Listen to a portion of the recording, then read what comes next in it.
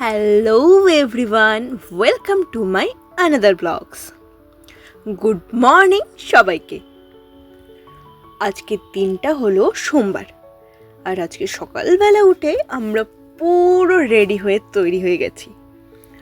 আর এই ফুলের গুজুগুজুটার এখনো পর্যন্ত ঘুম ভাঙেনি, আর আমরা এদিকে পুরো তৈরি হয়ে গেছি। এখন বাজে হচ্ছে ওই ধরুন 7:45। আমরা সবাই এখন চলে এসেছি আমাদের আলিপুরদুয়ার স্টেশনে, আর এসেই দেখছি দুশালিক দিয়ে আজকে আমাদের দিনটা কিন্তু শুরু হয়ে গেছে। এদিকে সবাই আমরা রেডি, আর সবাই অপেক্ষা করছি ট্রেনের জন্য।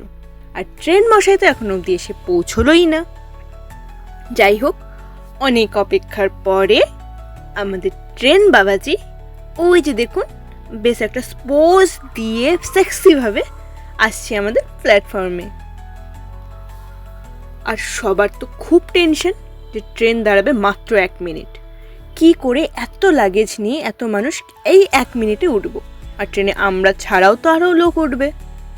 তো যাই হোক, দৌড়াদৌড়ি করে 1 মিনিটের মধ্যে সবাই আমরা ফাইনালি ট্রেনে উঠলাম। আর তখনও ঝিরিঝিরি বাইরে বৃষ্টি পড়েই যাচ্ছে। আজকে আমরা বন্দে ভারত করে যাচ্ছি আলিপুরদুয়ার টু গৌহাটি। আর এই যে ট্রেনের রাস্তার যে চারিদিকের যে সিনসিনারিগুলো, অমায়িক সিনসিনারি। আর আমি আর মা ভাবছে যে আমি এখানে ফটো তুলছি, অ্যাকচুয়ালি না, আমি ভিডিও করছিলাম। তো মা ওটাই বলছে অবাক। আর এই হচ্ছে আমার মাসি, 2 মাসি, পিছনে 1 মাসি উকি দিচ্ছে, এদিকে ভাই বাবা মেশুরা সব ঘুমাচ্ছে। তো অনেক বোর হচ্ছিলাম ট্রেনে, তো ভাই বোনরা মিলে এখন কার্ড খেলছি। আর হঠাৎ করে বাইরে তাকাতেই দেখি কি সুন্দর সেগুন গাছের একটা বন। দৃশ্যটা এত সুন্দর লাগছিল যে ক্যাপচার না করে পারলামই না। এদিকে সেগুন গাছ, তারপরেই আবার চা বাগান। মানে আমাদের নর্থ বেঙ্গল আর আসাম মানেই কিন্তু জঙ্গল, চা বাগান, পাহাড়। এই তারপরে একটু খিদে পেয়ে গেছিল, তো ব্রেকফাস্ট আমাদের বাড়ি থেকেই নিয়ে যাওয়া হয়েছিল। তো আমি অত কিছু খেতে আমার ইচ্ছা করছিল না সকালবেলা, তাই বাদরের মতো একটু কলাই খাচ্ছিলাম। এদিকে সবাই গল্প করছে, আর সাইডের আপনারা শুধু সিনগুলো দেখুন, এত সুন্দর। চারিদিকে পাহাড়, সবুজ গাছপালা, জমি, উফ, মনটা তো ভরে যাচ্ছিল। আর সাথে ছিল ওয়েদারটাও মাস্ত। আর আমার মনটা তো তখন একদম তিনচাক করে লাফাচ্ছিল। এত সুন্দর পাহাড়গুলো, মনে হচ্ছিল ছুটতে এখনই চলে যাই পাহাড়গুলোতে। কিন্তু ট্রেন চলছে, আমি তো আর লাফ দিতে পারবো না ট্রেন থেকে। জানলার বাইরের দৃশ্যটা এত সুন্দর, এত কালারফুল গ্রিন, মানে গ্রিনারি এতগুলো শেড, এত ভালো লাগছে কি আর বলবো। তো ট্রেনের যাত্রা মোটামুটি আমাদের ভালোই ছিল, একেবারে রাইট টাইম ছিল ট্রেন। কিন্তু সব থেকে বেশি ভালো ছিল বাইরের সিনসিনারিগুলো। মানে সারাদিন যখন আমি কলকাতাতে থাকি, কলকাতাতে তো পলিউশন, গাড়ি ঘোড়া, প্যাঁ আওয়াজ এই থাকে। আর এখানে চোখের যে একটা শান্তি ভাব, এত সুন্দর সুন্দর গ্রিনারি, মানে একেবারেই আলাদা। যেদিকে তাকাচ্ছি সেদিকেই শুধু সবুজ সবুজ আর সবুজ। আর ট্রেনে যেতে যেতেই এখানে একটা দেখলাম বুদ্ধিস্ট টেম্পল, তো সুন্দর লাগছিল। আর একটা বুদ্ধদেবের মূর্তি।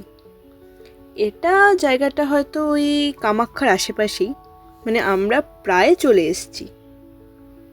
আর যত আমরা আসামের দিকে যাচ্ছি, গ্রিনারি যাতে আরও বেড়ে যাচ্ছে। মানে অলরেডি আমরা আসামে ঢুকে গেছি, কারণ কামাখ্যা তো আসামেই পড়ছে।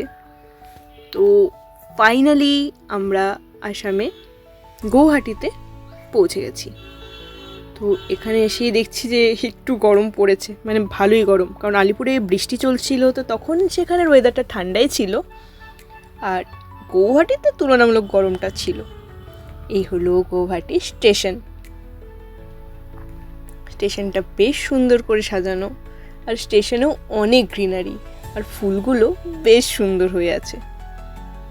তো স্টেশনে নেমে এখন আমরা সবাই মিলে যাচ্ছি আমাদের ডেস্টিনেশনের দিকে। আমাদের গাড়ি চলে এসেছে, সবাই বসেছি, সবাই জল টল সব নিয়ে ঠিকঠাক করে। আর এই হলো আমাদের গৌহাটির ওয়েদার। এদিকে মেঘ, এদিকে আবার রোদ, এত সুন্দর লাগছিল। তো ফাইনালি আমরা এবার যাচ্ছি খেতে। ভেতরে তো মানে সকালে সেই আমি একটা কলা খেয়েছি, আর এখন বাজে প্রায় 3টের মতো। ভেতরে তো আমার ইঁদুর দৌড়াচ্ছে। রেস্টুরেন্টে এসেই ফার্স্টে আমি আমার ভাই আমরা সবাই মিলে মেনু কার্ড চেক করছি। ভাই তো ক্যামেরার দিকে গিয়ে আগে নিজের চুল সেট করছে। আর এত দাম একটা জিনিসের। বাবা এসে বলছে, দামের কথা কেন ভাবছিস, খা না। বললাম হ্যাঁ ঠিক আছে, কেন ভাবছি দামের কথা, আমরা থোড়ি পে করব।